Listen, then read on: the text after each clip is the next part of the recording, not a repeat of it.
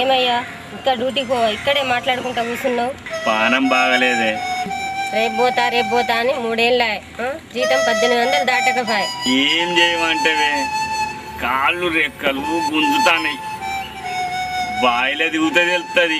పోయిన సంవత్సరమే మాస్టర్లు నిండకుంటే జీవగారిని బదులాడితే ఉద్యోగం నుంచి తీసేయలేదు.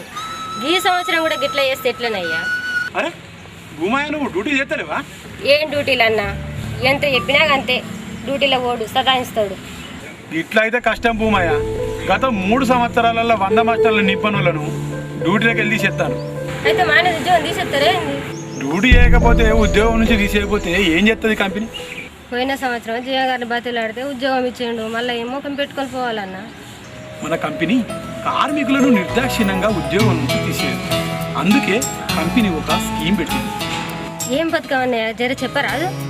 ఇట్లా డ్యూటీలు ఎగ్గొట్టి ఇంట్లో ఉండేటోళ్లకు, అనారోగ్యంతో బాధపడుతూ నాగాలు చేసేటోళ్లకు ఈ పథకం ప్రవేశపెట్టబడింది. రీజన్ చెప్పడానికేనా సరోజక్క ఇవాళ వస్తా అన్నది? నాకు మాటలు నచ్చింది.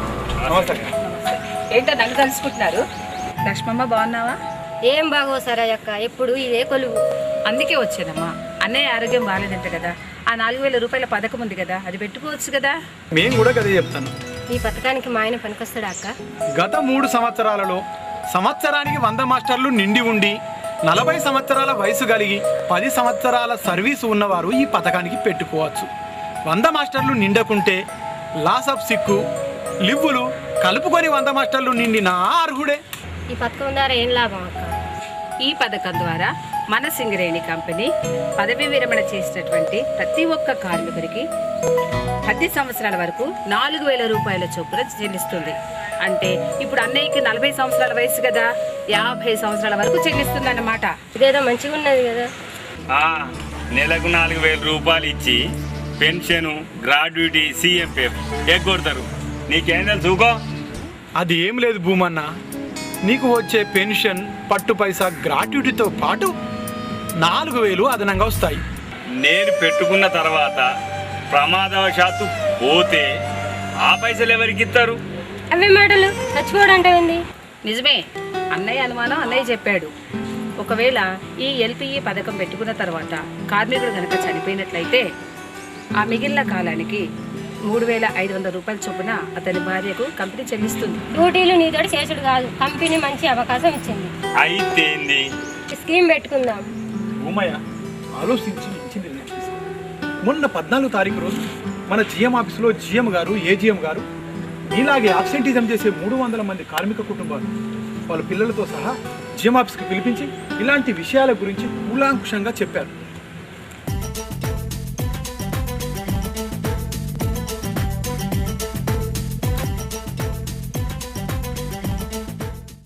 భువన్న ఏందో ఇంతమంది ఇక్కడ ఉన్నారు? మన కంపెనీ పెట్టిన 4000 రూపాయల స్కీమ్ కోసం నాకు చెప్తాను.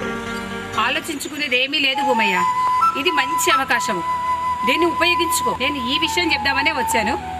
అయినా లక్ష్మమ్మ, నాకు టైం అయింది, ఈ విషయం మీదనే నాకు సేవా మీటింగ్ ఉంది, వెళ్ళొస్తాను. చాలా మంచిది. నిజమే భువన్న, వాళ్ళు చెప్పింది నిజమే. నేను కూడా ఇప్పుడు పోయి మా బాగా అప్లికేషన్ పెట్టుకొని వస్తున్నా. అవును, నేను పెట్టుకోవడానికి సిద్ధమే. అసలు ఇంకేమైనా టైం ఉన్నదా? అవును ఉంది, అందుకే కదా చెప్తున్నది. ఈ నెల 31 చివరి తేదీ, అంటే 31/3/2008 అన్నమాట. ఈరోజే పెట్టుకుంటా. మీరు చెప్పింది నిజమే. ఉద్యోగం ఉంది అని డాక్టర్ కొట్టుకున్నాడు కంటే కంపెనీలో పెట్టిన ఈ 4000 స్కీమ్లో పెట్టుకున్నా కానీ మనకు వచ్చే పెన్షన్, గ్రాడ్యుయేటీని కూడా కలుపుకుంటే మన పిల్లల్ని చక్కగా చదివించుకొని ప్రయోజకుల్ని చేయొచ్చు. ఈ అవకాశాన్ని జారా విడవద్దు. మీరు కూడా ఆడదాకా రండి అన్న. సరే పోదాం పద.